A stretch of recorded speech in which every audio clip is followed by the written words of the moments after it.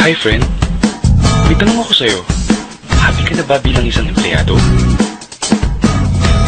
Okay lang ba sa'yo na magtrabaho ng 8 to 10 hours a day? Sapat na ba ang sahod mo para sa lahat ng gastusin mo sa bahay?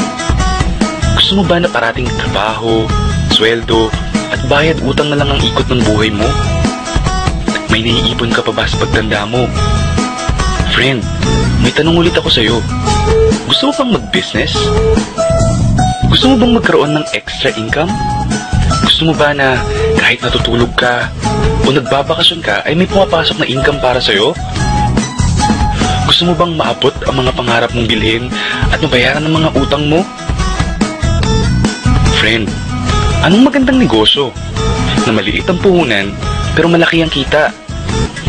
Friend, gusto mo bang kumita mula sa trending na negosyo ngayon?